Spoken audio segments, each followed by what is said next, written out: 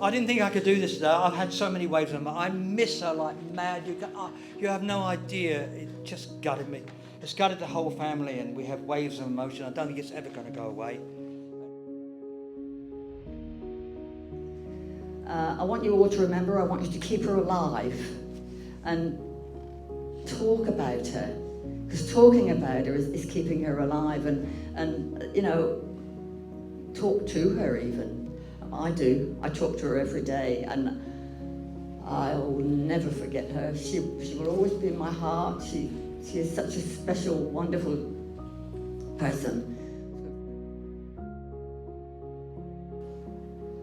46 years old. She was powerful. She was a real life superhero. I feel that Alison has now ascended to the next level. In my mind, she's surrounded by beauty and 1,000 soft hugs, and there is no more pain or anguish. But that was my daughter, and I love her dearly, and I'm so glad you people turned up, because it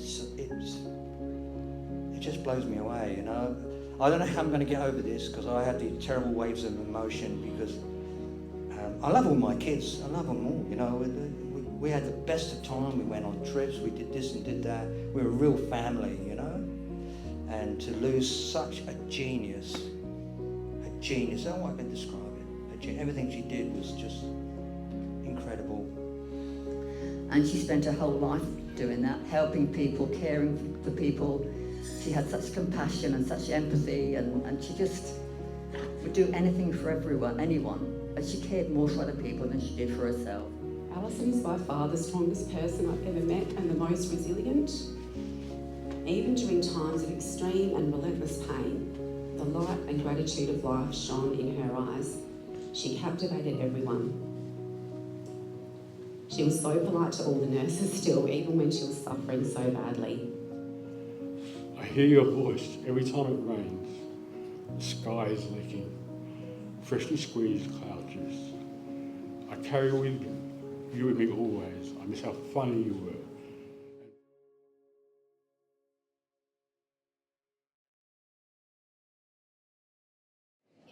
Hello and good afternoon, everyone. Welcome to the celebration of Alison's life.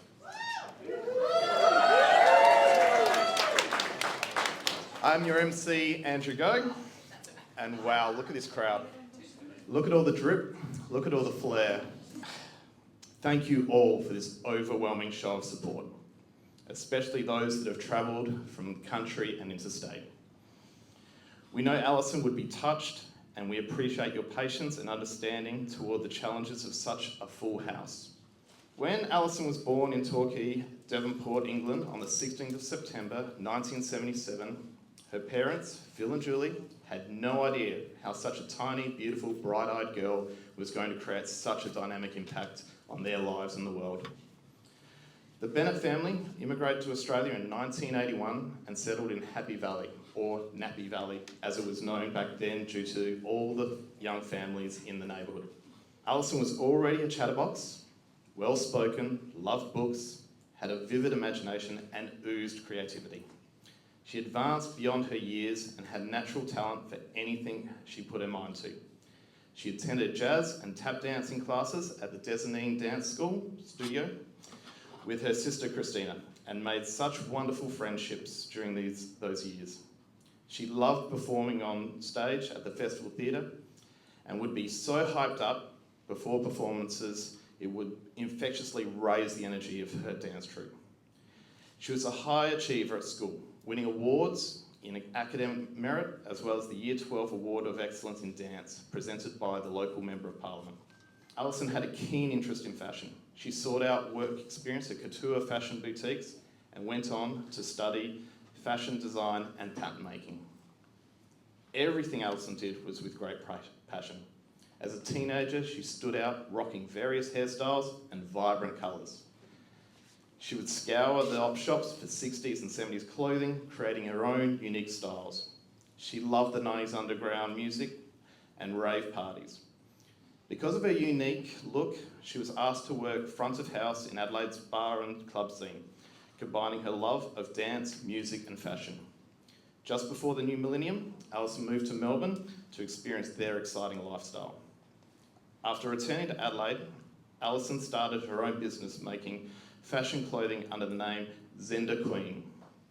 In 2014, Alison began her professional writing advanced diploma. This is where she discovered that writing and performing poetry gave voice to her experiences. With her background in fashion, dancing, and writing, she had all the elements to create and perform many amazing works of art. Alison was a natural. Poetry was her thing, and when she performed on open mic nights, it went off. Alison was also passionate about increasing the awareness of accessibility of venues and live art experiences for all, which led her to the creation of her Instagram page, Accessible Adelaide. That is just a small insight into Alison Bennett, also known as Alison Paradox, fashionista, performing artist, poet, author, advocate, collaborator, friend, sister, daughter, partner. God! Alison, you didn't tell me. We could have put a better barbecue on or something. It's bloody unreal. Christina said there might be 180. Well, I have no idea how many. Oh, it's incredible. I can't believe the impact it's had on you people. I'm just blown away. I just want to say I've spent my life on stage touring England in a band, playing with Kinks, The Who, bands like that, Pink Floyd, all that sort of stuff. And then when I came to Adelaide, I had 3 children, and they all got into showbiz. All 3 of them. How bloody lucky am I? Tell me. My son tours the world. He's been all over the planet playing his guitar. And he plays heavy metal music, but that's all right. One day I'll get past track 3 on his CD, I'm sure. And my daughter, who runs Hyperdance. Any Hyperdance people here, please? Woo! Get the hell out of here. It gets around, doesn't it? From day one, I can tell you, we knew we had something special in the family. We did. And Alison was one of these kids who loved her dad, loved her mum in different ways, but dad was a dummy to play with. Right? I had to put up with it, okay? She'd sit next to me on the couch, Dad, I love you so much. I can't believe what you do. And poke me in the ear, poke me in the eye, pick up my cheek. Oh, your hair's beautiful. Oh, you better get that sorted out. Blah, blah. And that was Alison all the time. And when we were young, it was nothing unusual to walk into the house, see Alison inside of a door frame. Like this. And I'd say to her, what are you doing up there, Alison? I'm Spider-Man. I don't know how she did it. She'd be able to turn her bones and do blah, blah, blah, and do that. It's incredible. Right, okay. She used to sit in the corner and read books, Roald Dahl, all that sort of Lord of the Rings, you name it. Highly intellectual. We had these great conversations about this and that and the world, right? And she'd sort of think, like, I like games, I like fun, I like this. And we used to have this game we played, Christina and Alison and myself. Used to drive Jules up the wall. The idea was dummy would lay on the floor in the fetal position, right? Alison would then get a sheet and put it over me, right? And they would literally beat the bulge on the floor with pillows. The idea was that don't wake up the sleeping giant, because the sleeping giant will get you. Alison used to go, oh, bang, bang, bang, bang. He's coming now. And a hand would come out underneath the sheet, grab her by the ankle, and she would scream. I am telling you, you have not heard her scream unless you've heard it from her. Anybody see that Tom Cruise film, War of the Worlds? You see that? There was a young girl in it, I've got to remember. Dakota Fanning, is that right? When Spielberg hired her, he said, look, all I want you to do is scream. And I'll pay you $1 million. How about that? But I could have introduced him to Alison. Like, I could have made her a star right there. She would scream the house down. In fact, I had sunglasses on one summer, and we were playing the same game, and I was trying to keep my sunglasses on. She screamed, and they all shattered. All over my face. I'm going to say that I can only describe Alison in a couple of words, really. She's into David Bowie big time. We all were. There was 24 hours music in our house, every day. Every day. We were listening to everything, right? And they loved it. And I would say she was one of the original spiders from Mars. Absolutely, because she crept around and she had these long fingers, and you've seen all that, and the long nails, and she had this thing about her, you know? Just before she died, Alison had a thing about missing birthdays and Father's Days. It really quite hurt her, and she was in the hospital. I'm not going to go into that. There's a lot of people here who know her and know her situation. So Alison, my darling Alison, would write a little voucher, like a rain check. Is that what they used to call it? A rain check. And I'll read it out to you because it's really quite heartbreaking. This voucher entitles the bearer to a complimentary meal at the Yum Sing Chinese restaurant. As a family, we used to go to the Yum Sing China restaurant, and we really loved it, so that's good. And it says, conditions may apply. Only to be redeemed in the company of Alibo. Right, I have to put my glasses on now because the writing gets smaller because there's copyright involved here, you know. Right, here we go.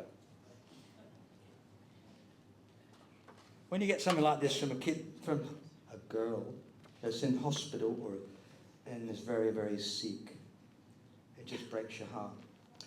Voucher can be used at any restaurant of choice of gift bearer. If Dadster is sick of the Sing. Voucher can only be redeemed after the 21st of January 2024, when our bearer is in town to accompany the father. Right. Alcohol beverages are included in the gift and are strongly advised prior to, during and after the meal, providing Alison is included in consumption. And then it's got at the bottom, conditions. And it says here, copyright, Dodgy Vouchers Incorporated, kiss, kiss, love, loved, heart, heart, Alison. Isn't that fantastic? And she said, Dad, just stay still for a minute. And she hung it over my ear. She said, Dad, Christina and I need a bigger room. We've got nowhere to hang anything. So now we've got to use you. I said, have you got one for the other side? And then I can paint them and then it could be trending. Because they tell me it's coming back. Anyway, so I walked into the room and I stood there and I thought, how can I make this room bigger? You know, how can I do this? And you remember Le Cornu's? It's all gone now, right? We've got IKEA, that's Le Cornu's on steroids. Okay? And by the way, the meatballs are good there too. Glad you've been there. Right, okay. I saw in Le Cornu's, this room, small room, and it had 2 bunks, desks, and a set of drawers. And I thought to myself, I've got it. So, right, I got back to the house and started building. 2 big bunks, 2 desks, drawers, space in the middle, you put all your teddies, so they're facing you, right? And it had all this space free over here. It's wonderful. And my daughter Christina, who's very wise, said, Dad, I'm just going to put a piece of, I think it was wool or cotton, down the centre of the room. That's your side, Alison, and that is my side. Okay? Now, Christina is immaculate. All the books on the desk piled up, all the pencils in the box properly, all the shoes lined up under the desk, bed made, hospital corners. Teddy's all sitting there looking round. They used to turn 360 too, I've been worried about that. Alison's side of the room, mayhem. Absolute mayhem. And we used to say, Alison, Christina can't get into the bedroom. She can't open the door. But that was my daughter. And I love her dearly. And I'm so glad you people turned up because it just blows me away, you know. I don't know how I'm going to get over this because I had the terrible waves of emotion because I love all my kids. I love them all, you know. We had the best of time. We went on trips. We did this and did that. We were a real family, you know. And to lose such a genius, I don't know how I can describe it. Everything she did was just incredible. I'd like to conclude my speech. Thank you so much for coming. I really made a difference to me. Thank you so much. Okay. Thank you. You're all beautiful people, eh? Archie Pilgrims forever, eh? Just to actually add a little footnote to Phil's story about the bedroom. There was a masking tape across the floor, but the biggest problem was Alison used to leave, like he said, all of her clothes everywhere. And I used to sometimes, while they were at school, I'd pick up a big bundle of clothes, take them outside and chuck them outside the front door. Alison would come in, pick them all up, and chuck them all back in the bedroom. So it was never resolved. It was never resolved. I want to tell you something totally different. There are people from interstate who are here today, very special dear friends of mine. Patsy and Lex are in the front row here. Patsy has been my rock. They lost their daughter, Trini, when she was only 20. And Alison and Trini used to phone each other from their hospital beds, so they got quite close. And she's been my absolute rock because I know that she knows exactly what I went through, and it is not a nice experience to lose a child. So thank you so much for being so good to me. It's just been so wonderful to have you with me. I just made a few notes, things I want to just talk about. I guess I want to welcome all of you, of course, as Phil did. But most importantly, what I want to do is tell you something about Alison when she was a very little girl, because it was before all of you knew her, and it was something quite personal between her and I. What happened was she was burnt, she had a terrible accident, and she was in the Women's and Children's Hospital. It used to be the Women's Hospital. The Children's Hospital, I mean, now the Women's and Children's Hospital. And there were doctors there who treated burns patients and children with awful facial deformities. Anyway, after a couple of days, Alison was allowed up, so in we went into the playroom. And most of the kiddies were playing together, quite happily. But Alison spotted one little child, all alone. And she picked up some toys, went across the room and sat down and started playing. They didn't speak each other's language. Neither of them knew what was going on, but she saw someone who needed a friend. And it was at that point that I realised that, well, looking back, not then of course, but now looking back I realised that that was the occasion, that was the thing that set her off on the road to helping others. She just knew when somebody needed a friend. And she spent her whole life doing that, helping people, caring for people. She had such compassion and such empathy, and she just would do anything for anyone. But she cared more for other people than she did for herself, and I think you all know that. She had something about her that attracted people. knew that she was there to help and to care and be understanding and compassionate and gentle and she was always there for everyone.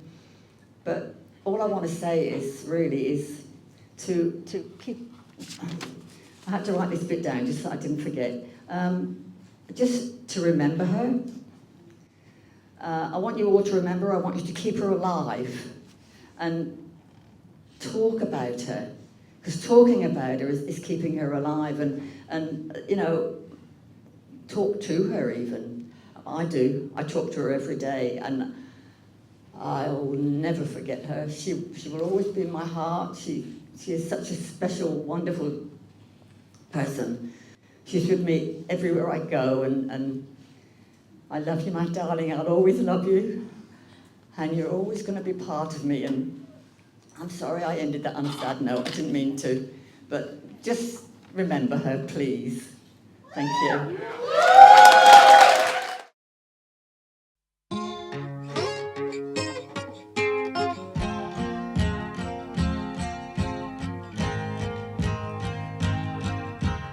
Words are flowing out like endless rain into a paper cup. They slither wildly as they slip away across the universe.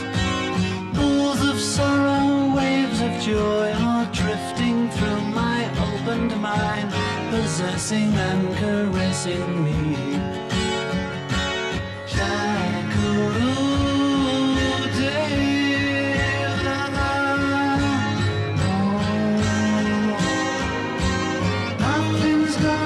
Change my world. Nothing's gonna change my world. Nothing's gonna change my world. Nothing's gonna change my world. Images of broken light which dance before me like a million eyes. They call me on and on across the universe. Thoughts meander like a restless wind inside a letterbox. They tumble blindly as they make their way across the universe. Jackaroo David.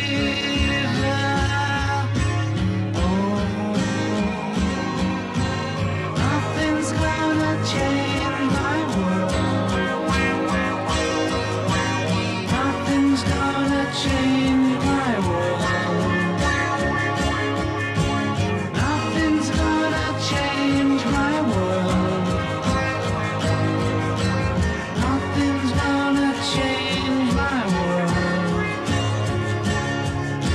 Sounds of laughter, shades of life are ringing through my open ears, inciting and inviting me. Limitless undying love which shines around me like a million suns. It calls me on and on across the universe. Jackaroo David. Oh, nothing's gonna change my world.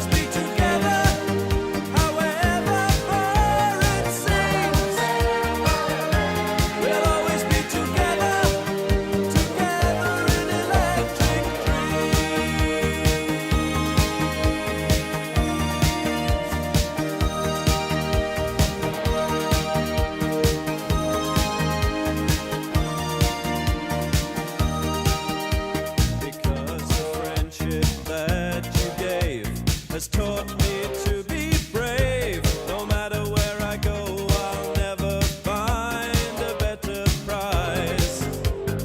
Oh, you're miles and miles away. I see you every day. I don't have to try. I just close my eyes. I close my eyes. We'll always be together, however far it seems. We'll always be together, together in electric dreams. We'll always be together, however far it seems. We'll always be together, together in electric dreams.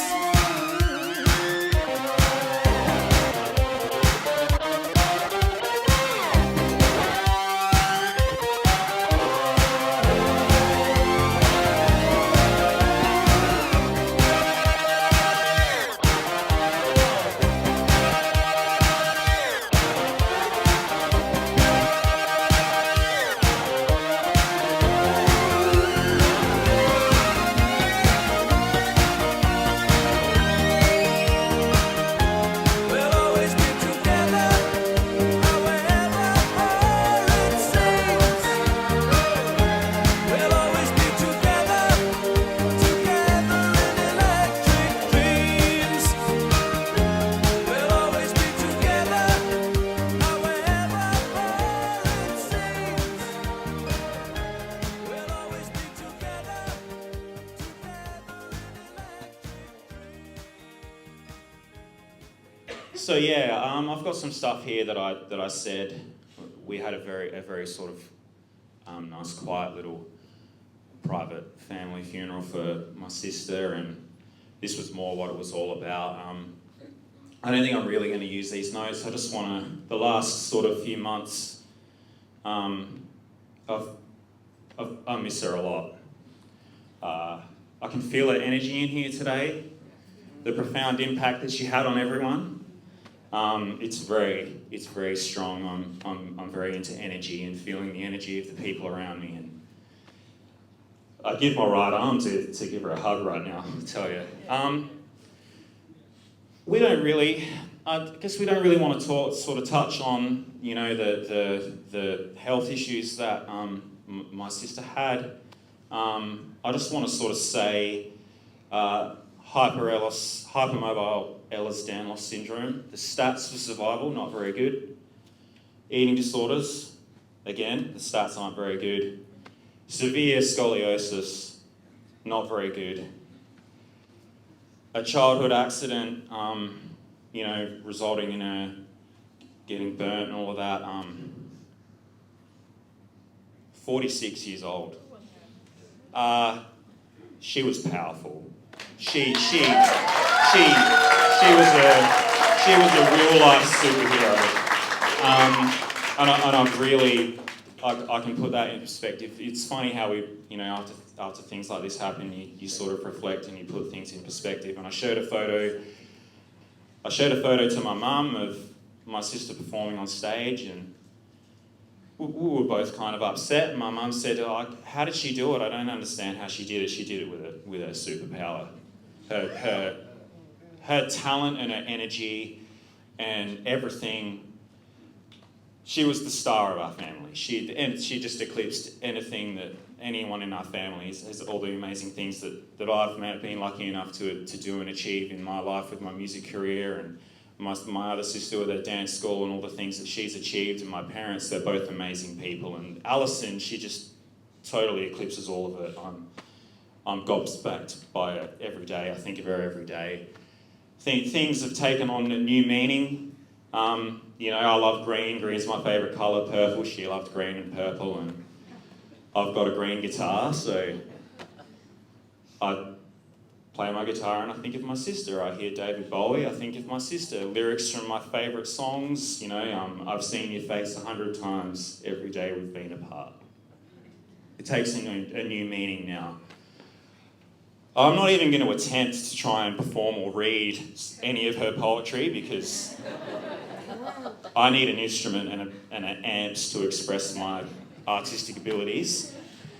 So I want to read some lyrics from one of my favourite bands. I've picked this song because it has some French verses, and Alison loves France, especially Montmartre and all of that. She really wanted to get back over there again, but unfortunately she couldn't. So I would just like to read this piece of music. So as you read this, know my friends, I'd love to stay with you all. Please smile. Smile when you think of me. My body's gone, that's all. If my heart was still alive, I know it would surely break. And my memories left with you, there's nothing more to say. Moving on is a simple thing. What it leaves behind is hard. I hate this bit. You know the sleeping feel no more pain, and the living all are scarred.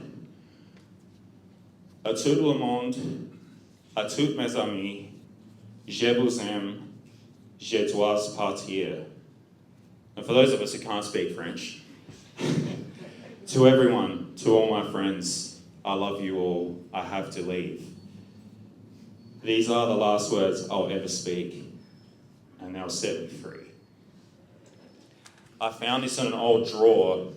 This is a birthday card Alison sent me for, it says 2002, so it was for my 19th birthday, which at the time she just decided that she wanted to live in Melbourne, so she went to Melbourne. And she didn't have anyone she knew in Melbourne or a place to live in Melbourne, and we didn't have social media or anything like that. So she just went there and walked into a pub and said, I need a place to live, can I work for you cleaning dishes and you give me a place to stay? And this is just it's crazy, right? Well, obviously she didn't have much money, and so she's handmade me a birthday card, hand cut out all these stars. And I mean, just look at the handwriting and everything. It's just such a great insight into just how caring and artistic and expressive she was. And yeah, I'm so glad I have this. I put it in a frame. It lives on my wall in my bedroom because she was just amazing.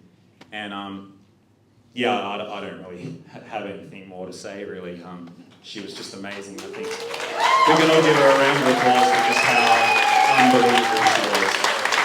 So thank you so much, Lou, for coming down today and helping us celebrate the life of Alison. That's what she really wanted. So, I'd like to start with a little story about Alison, which sums up how I felt about her from the day she was born and right throughout her life. When Alison was born, I was only 19 months old. Mum came up the stairs one day to find that I'd climbed up into Alison's cot. And from where she was standing, it actually looked like I was sitting on top of her. So you can imagine Mum's horror as she flew across the room to check that I hadn't smothered the new baby. What she found was that I had actually managed to climb into the cot, and I was very carefully sitting. I don't know how I did it, but I scooted down the corner of the cot. I had one leg this side and one leg this side of Alison, and I was just sitting there and just looking at her and staring at her. And I was just so intrigued by her. And that's I guess now looking back, that was a defining moment in our lives because I felt like that about Alison throughout my life. I've always been intrigued by Alison. I've always been protective of her. I've always cared for her and wanted to be close to her. I admired her for the amazing qualities that she had. We were close growing up and had very similar interests. We were a creative family. The creative gene runs very strong as we were all into music and the arts. Music was a huge part of our childhood. Every weekend we'd have the top 40 video hits shows on. We'd listen to the new songs and predict the hits. We'd guess which song would be number one the following week. We'd talk about and dissect the songs and the video clips. Dad got very excited about music and that rubbed off on us. We have fond memories of going to Dad's gigs to see his band play in the 80s and 90s and falling asleep under the tables with the bags and jackets. Mum was also very creative and was amazing at sewing, knitting, crafts, drawing, painting, and she could sing. I think Alison inherited the sewing and the fashion design gene from Mum. Mum also did ballroom dancing when she was younger, so perhaps this is where the dancing gene came from too. We had such a fun childhood. Alison would scream the place down, as Dad said. We'd play games at home, such as Murderer in the Dark, where we would black out the windows with heavy blankets and chase each other around. You know, this is what we did before we had screens, you know. We made our own fun and we had a great time. We had lots of friends and we had that typical 80s childhood. We spent our weekends playing outside, riding bikes, playing in the many cubby houses that Dad built, and going on adventures with the neighbourhood kids. Remember, there'd always be like the scary man up the hill, like the murderer, and you'd be like, quick, run, he's coming to get us. You know, like you just played for hours and you just came home when it was time for dinner and the street lights came on. Alison was also quite happy playing by herself, and we'd often find her outside down in the back garden talking to the fairies and collecting caterpillars and witchetty grubs. We would both play out the back with our Smurf figurines while we waited. Do you remember the Smurfs, the little Smurf figurines? I think you got them from like the service station or something. We'd both play out the back with those while we waited for the game to load in the Commodore 64 computer. It would sometimes take 45 minutes to load up the cassette. So you'd press play, go play the Smurfs out the back for a while, then you'd come back in and it would say on the screen, syntax error. And you'd be like, oh, now I've got to rewind the tape and start again. So you'd wait 45 minutes to play the game, but once you got it, you'd play it for hours. Alison and I started doing ballet when we were really little and eventually fell in love with jazz and tap dancing. We both danced for years and did many performances together. We also studied dance at school and did dance in Year 12 as well. Our years at the Desalin Dance Studio were absolutely amazing and we made some lifelong friendships. We loved watching movies like Mary Poppins, Annie, Grease. We knew all the songs and all the lines.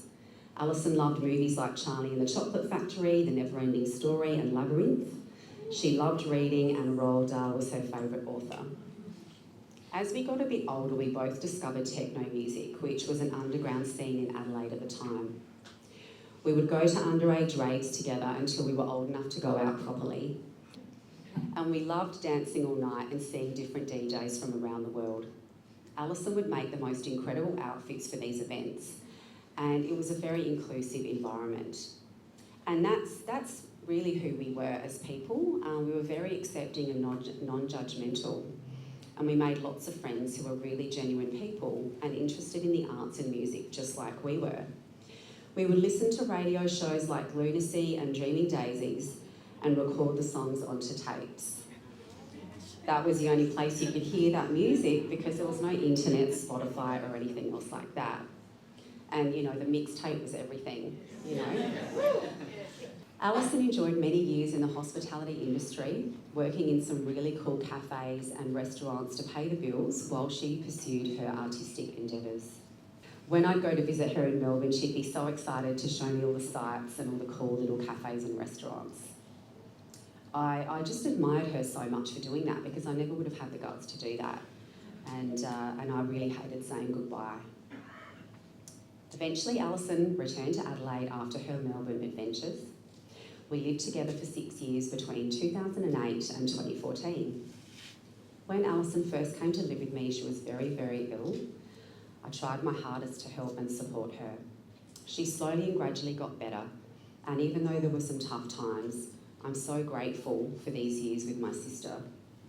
I look back now and I just think, oh, I'm so glad that we lived together for that time because, you know, it's not always easy living with siblings. I mean, it's not always easy living with any housemates, let's be honest. You have your moments, but looking back, I think, oh, I'm so grateful for that time with her. At the end of that time, Alison actually went over to the UK to visit family that live over there and travel around Europe. So that was something that she'd always wanted to do, and she just had a ball. So I'm really, really glad that she got to see all the sights that she dreamed of. In 2014, Alison started studying at the Adelaide College of the Arts, doing a professional writing advanced diploma. This is where she discovered that writing and performing poetry was an outlet for her to express what she'd been going through, and it gave her a voice. I always knew that Alison would do something with her writing, as she was so incredibly talented. And as Andrew mentioned earlier, she did create the Instagram page called Accessible Adelaide. It'd be really nice if we could keep that page going. Yeah, maybe we can figure something out with that. Awesome. Like the family said, we don't want to dwell too much on the bad times at the very end of Alison's life. But during the time that she was in hospital, we did spend some really special moments together. I gently stroked her hair, kissed her face and held her hands. We told each other we loved each other so much and that we would love each other forever. I told her that it was okay to fall asleep and not to fight it, as she would wake up again. We talked in whispers when she had the strength to. I feel that what I experienced during this time is love in its purest form. And on that note, I would like to mention that some of the nurses and doctors are here with us today from Flinders and also from Mumbai.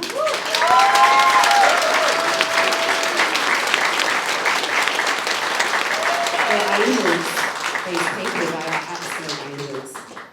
And, you know, in the final weeks of someone's life, it's all about making sure that they're comfortable as they can possibly be. And these nurses and doctors are just incredible. So thank you so much from not just myself, but the whole family for everything that you did. It takes such a huge run-up to write, produce, direct and perform in your own show. And afterwards you need a few weeks to recover from it because it's just so full on. And for her to do what she did with Floral Peroxide and all the other performances is just truly incredible. For someone to do that with the amount of pain she was in and all the different things that she was going through, it's just absolutely incredible.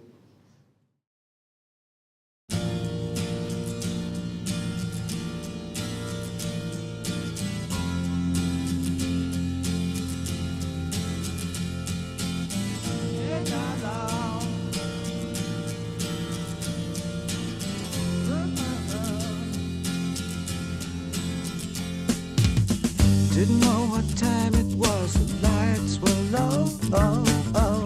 I leaned back on my radio. Oh, oh. Some cat was laying down some rock and roll, that is all he said. Then the loud sound it seemed to fade came back like a slow voice on a wave of fade. That wasn't no DJ, that was hazy cosmic time. There's a starman waiting in the sky. He'd like to come and meet us, but he thinks he'd blow our minds. There's a starman waiting in the sky. He's told us not to blow it, 'cause he knows it's all worthwhile. He told me, let the children lose it, let the children use it, let all the children boogie.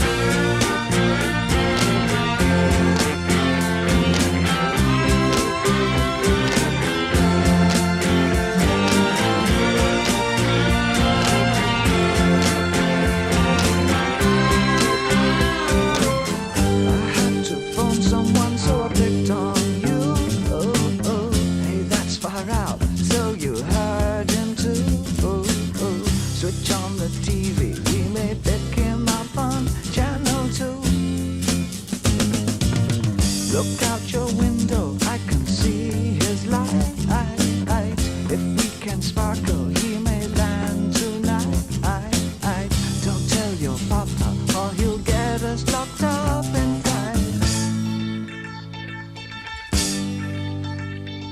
a starman waiting in the sky. He'd like to come and meet us, but he thinks he'd blow our minds. There's a starman waiting in the sky. He's told us not to blow it, 'cause he knows it's all worthwhile. He told me, let the children lose it, let the children use it, let all the children boogie. Starman waiting in the sky. He'd like to come and meet us, but he thinks he'd blow our minds. There's a starman waiting in the sky.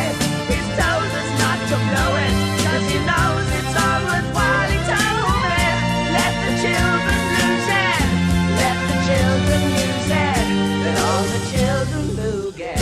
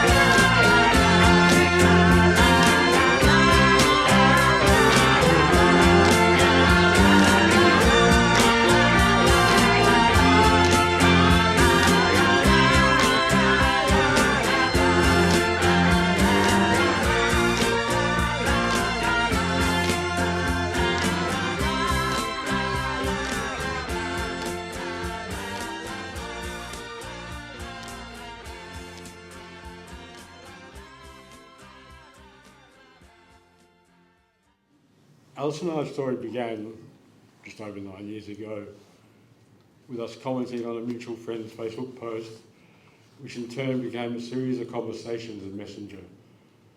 We decided that we were enjoying talking so much, we should meet up and talk in person. So Alison invited me to an art fair. After looking around, we ended up sitting talking.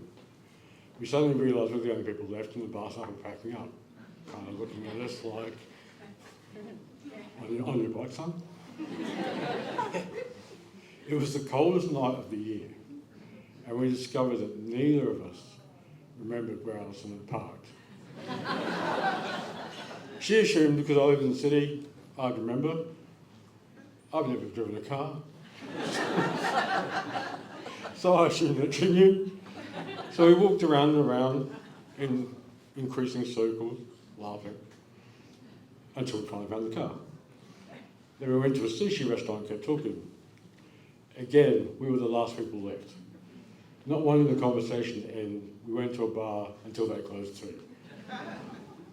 Not long after, I invited Alison to the art gallery in the evening for one of those first Friday of the month events. And again, we ended up afterwards continuing our conversation for hours.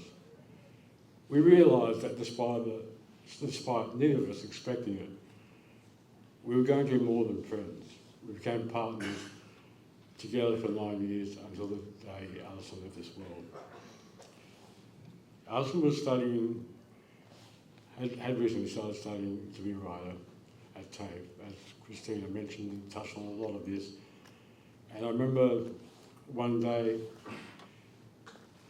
she told me she wanted to know about and understand poetry. She didn't get exposed to it as much as she would have liked when she was young and in earlier adult life. So she chose it as a subject. It was then she discovered it was something that she loved and wanted to do. It was at her lecturer suggestion that she began entering spoken word events to perform her poems, and she entered the world of slam poetry, and she was a star from the start. I went to all the early gigs with her, and people just loved her from the start. She went on to win the State Poetry Slam and became a finalist, as Christina said, in the National Poetry Slam performance in the Opera House. She found her voice and in turn a way to express her experiences and traumas and disability, and it was a voice that captivated people. She began hosting her own monthly poetry night giving other poets another space to perform their work. She always loved supporting artists of all kinds. In fact, whenever she brought someone to work, she would always give them a lot more than what they were asking. Sometimes I have to say, Alison.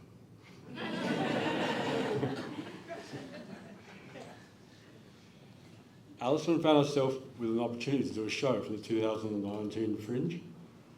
Initially it was just going to be her performing her work solo, but she asked me to join her to create a performance that included sound and music. So we threw ourselves into it. I was designing sounds and music to complement her words, recreating the sounds of her many hospital visits using synthesizers, recordings of various noises, random stuff. I recreated the ambulance sirens, all the machines she was hooked up to, as well as music and endless recordings of her voice that I would manipulate and incorporate into the fabric of her show. Our creative partnership reflected our personal partnership. We worked seamlessly together. Alison was now a producer, bringing Ian Gibbons into the show to do captions, Angelique Joy and their incredible costumes, and Georgina Fry, who was the person who had initially offered Alison the opportunity to host a poetry night and then her Fringe show, joined us as a supporting cast member. Alison was mesmerising. Her show was a hit. She earned 5-star reviews and won the Graham F. Smith Peace Foundation Arts Peace Award. She was so successful, we added a third encore performance. We then spent the next year working further on the show, travelling to Melbourne together to perform it at the Butterfly Club, and 3 shows for the 2020 Adelaide Fringe at Nexus. She was continuously pushing the boundaries of her art. There was always a queue of people after every show wanting to speak to Alison. Unfortunately, no one wanted to speak to me, so I like being in the background. No one ever looked at me. It was like, she would stay though until she'd spoken to every single person. Alison, I watched you soar, transcending your physical self. I saw you reach deep into people's hearts. You reached people who never even got to physically meet you. You became more than a performer. You became a powerful advocate for people with disabilities, and I was so proud of you. The hospital visits increased and grew longer. Her physical disability continued to become more severe. I started grieving for Alison a long time ago, but I was in no way prepared for losing her. Throughout it all, the trauma, the pain, she remained the bravest and strongest person I have ever known. And right up until the end, she only thought of other people. Time is measured differently for me now. It's marked by 10:24 p.m. every night, by every Monday, by every 20th of the month. And Phil, she used to do the same stuff to my face. She'd be like, isn't this annoying you? I'm like, no. I miss our passionate discussions. We used to joke that sometimes if people were listening, they would have thought we were arguing. But we weren't. We were agreeing so hard.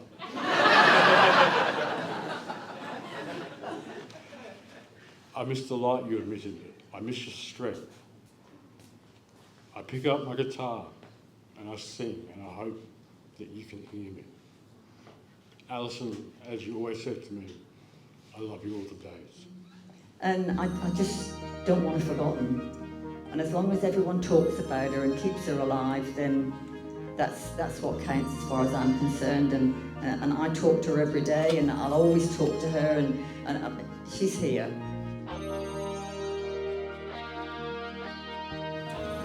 So I'd like to finish by saying, Alison, Alio, Al, Albert, Zen, I love you forever, sis.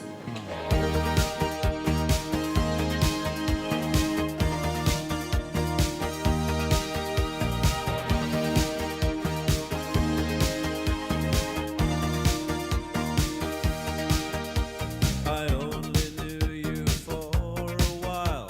I never saw your smile till it was time to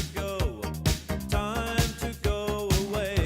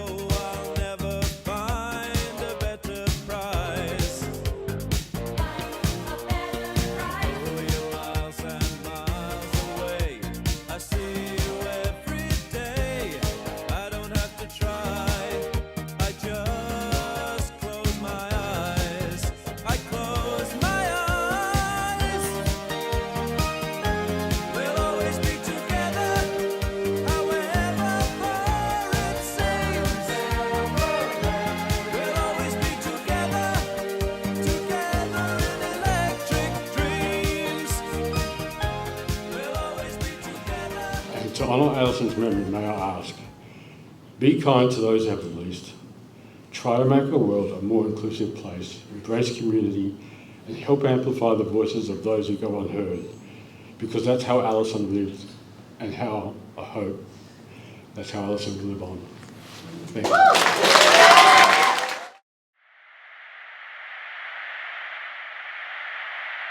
It is said that the process of acceptance is made up of 5 stages. Denial, anger, bargaining, depression, and lastly, acceptance. These 5 stages, all parts of a framework that assist us to learn how to process loss. The important thing is to stop ourselves viewing change as neither good nor bad.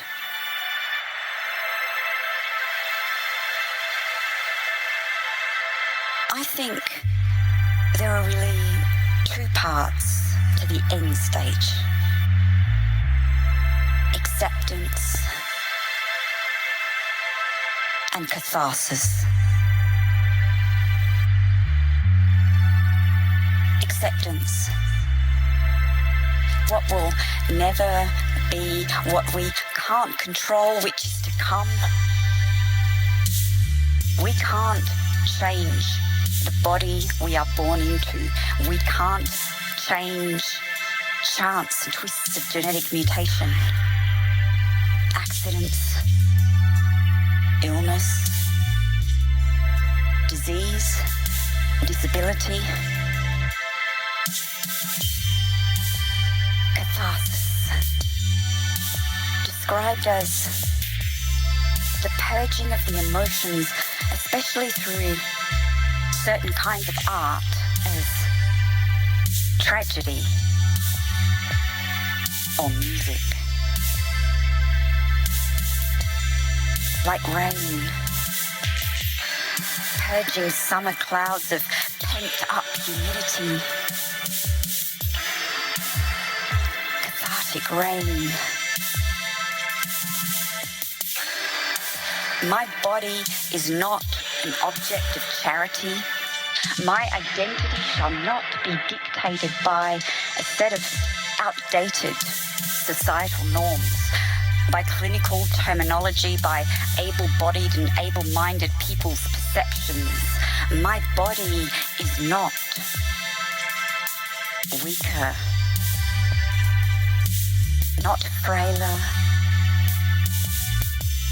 nor incapable.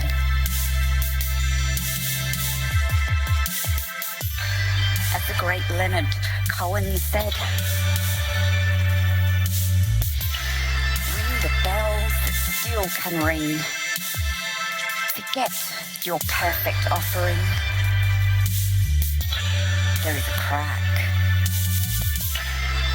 in everything. That's how the light gets in.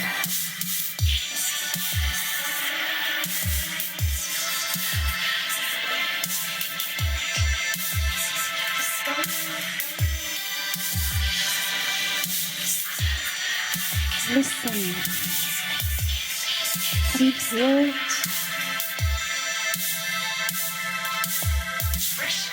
The sky is leaking.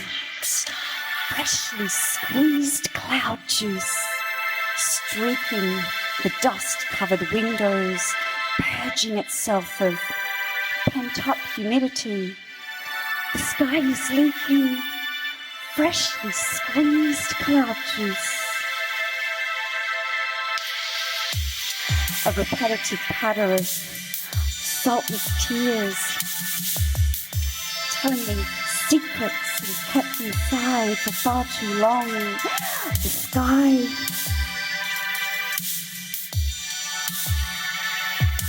is leaking.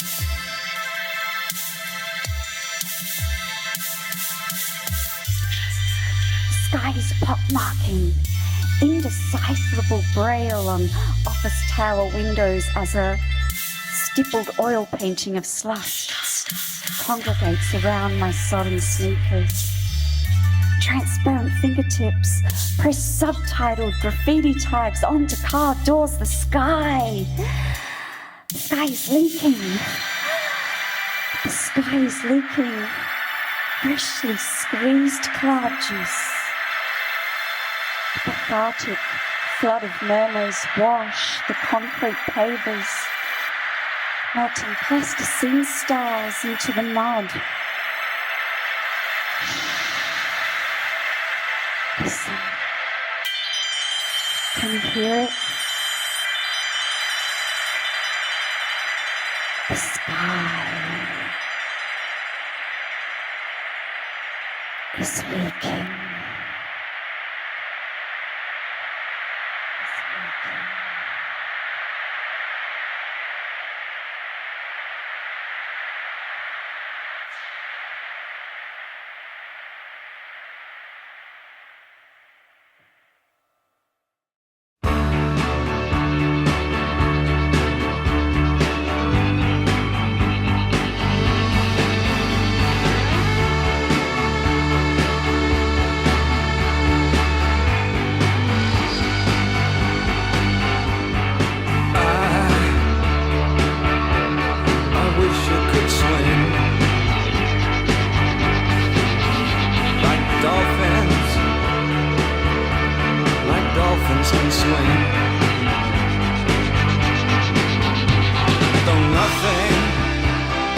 Nothing will keep us together.